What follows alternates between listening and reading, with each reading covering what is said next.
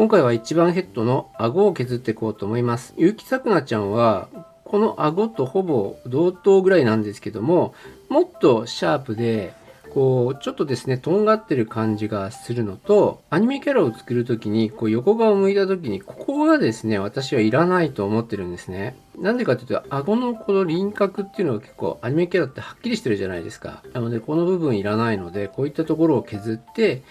まっすぐにして、で次の動画で鼻をやっていこうと思います。今回ナイフを使おうと思うんですけども、なんでナイフを使うかというと、ディーラーさんがよくナイフで削ってるんですよね。こういう顎もそうですし、まぶたもそうなんですけども、ね、なんでナイフで削ってるのかなっていうのはずっと疑問で、どちらかというと電熱ペンで撫でたりとか、ヤスリで削っちゃった方が楽なんじゃないかなってずっと思ってたんですが、一個謎が解けたのが、こういったところから削りカスを残しておくとソフビ盛りに使えると。それなのでこういうナイフで削るのが多いのかなって思いました。ナイフで削って削り跡を見て電動でやった方がいいか手動でやった方がいいのかっていうのを決めたいと思います。でですね、ソフビ盛りを取るという前提なので、これをですね少しきれいにします。きれいにするときはこのミスターカラーの薄め液を使います。V カラーシンナーとかでもいいかなと思うんですけども、 V カラーシンナー表面を溶かしちゃうので、まあどっちがいいかっていうと、私はこっちの方が好きですね。で顎のこのカットするところだけでいいと思うんで、ここをちょっときれいにしておきます。それじゃないとソフビ盛りをした時にこのソフビ片が汚いと盛ったところがね色変わっちゃうんで、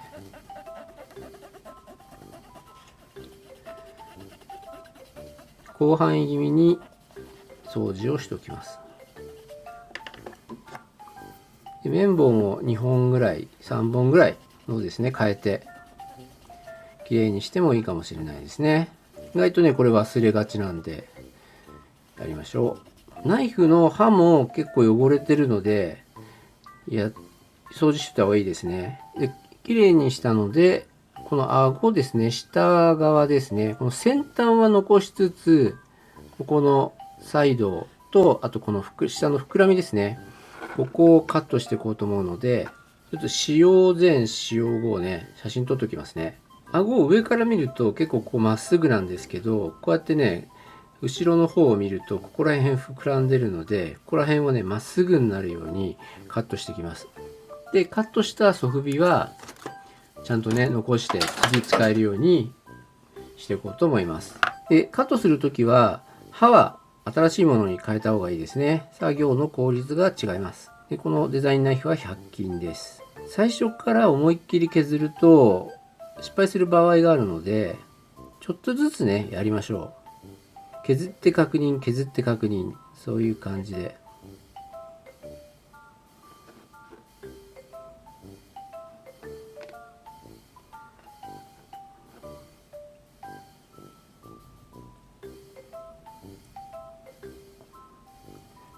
ソフビ加工の時はいつも言ってるようにナイフで動かさない、ヘッドをなるべく動かしてナイフのですねこのオーバーランっていうんですか、バーンといってね怪我しないように注意しましょう。こういうところをやってると絶対力が入ってこうやってねナイフの延長線上に手があったりして大怪我する可能性が高いので、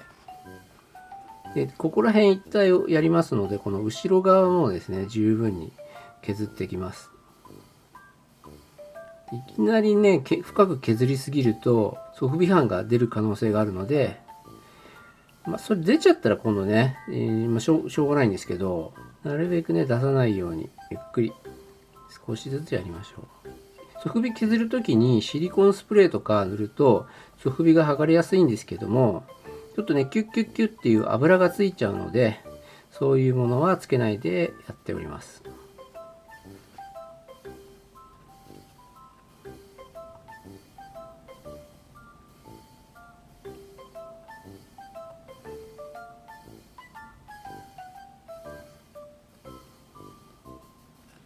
3ミリぐらいでしょうね。1ミリ削るんですかね。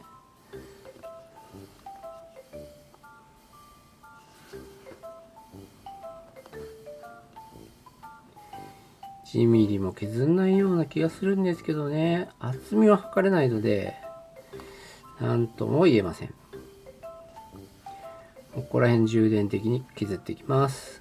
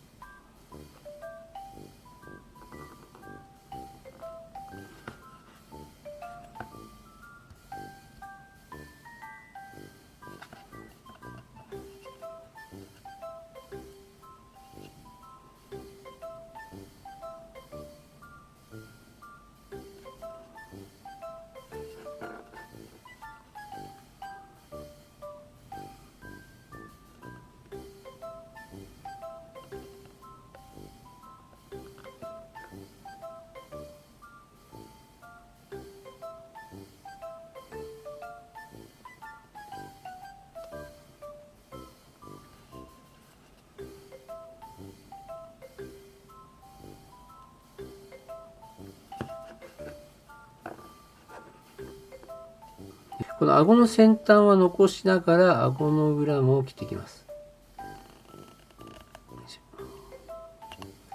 ここもない方がアニメっぽいので、角煮方はこうやってやった時にこの裏がねぽっこり膨らんでなければいいかなと思います。ちょっとね比較してみると結構分かりやすいのがここの部分ですね。こっちはやや膨らみがあると思うんですけども、ここら辺もうほとんどなくなってますよね。まだねここら辺カットしてもいいかなと思うんですが、今度はね今度こっちからこの面じゃなくてこっちからね削って顎を尖らせる角張らせる感じでやります。ここまでする必要はないかもしれないんですが、見た目ねアニメに合わせたいんで、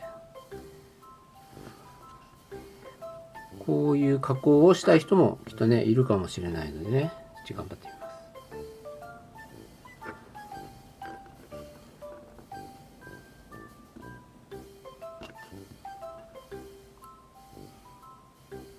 す。でここはね耳がこうあるので、あんまり深く削っちゃうとこの処理が大変なんで、軽めにいきましょう。こんな感じ、こう角になりましたよね。こっち丸みを帯びてますよね。こんな違いがあります。同じようにこっち側もね削っていきます。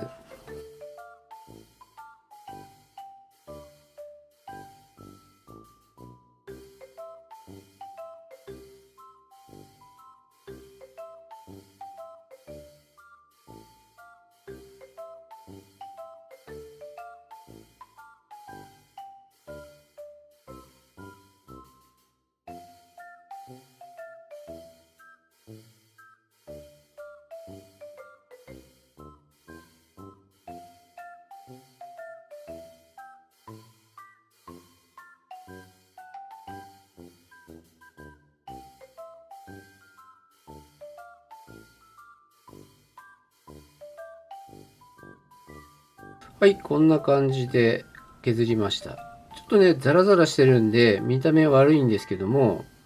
これで表面処理をしていけばかなりいいんじゃないかなと思います。ちょっとここ膨らんでますよね。もう少しだけこう削りましょうか。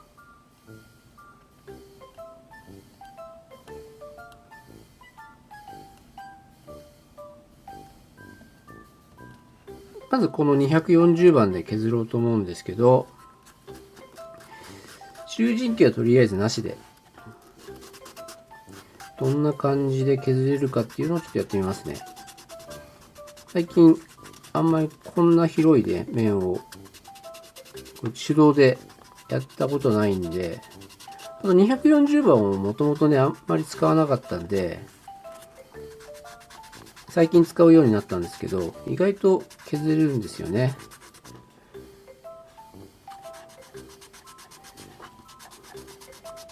ナイフのデコボコってなだらかにするの大変なんで、もう大変だなと思ったらペンサンダーとか導入を考えた方がいいと思います。時間効率がね全然違うんで。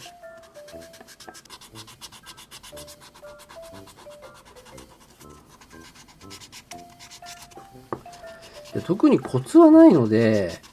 ゴシゴシやっていくので、早送りな感じでしょうか。一つコツがあるとしたら、この 10 ミリとかを使った方がしっかり握れるので削りやすいですね。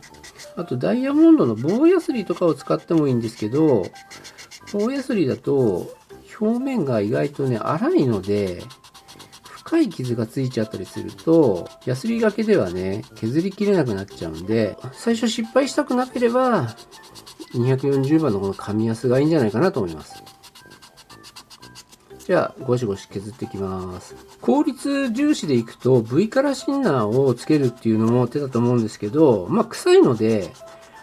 体にねあんま良くないので、私はこういう表面処理ではほとんど使いません。裏の iPhone の時はね硬いので外とかで削ってね使ったりするんですけど、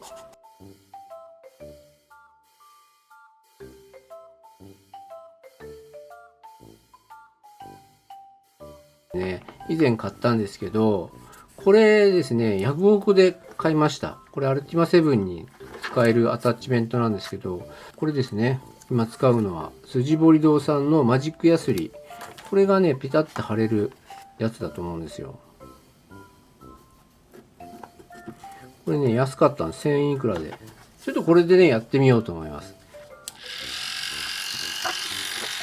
結構ね広範囲に削れるんでいいかなと思ってるんですけどね。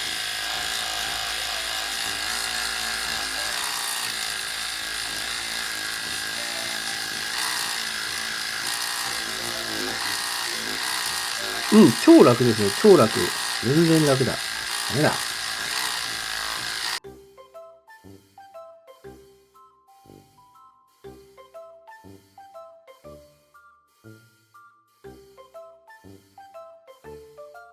番手が低くないのか、ちょっとね、削れないので、ジルコエボでですね、頑張って削ってみたいと思います。こっちの方が早いのではないかと思うんですが、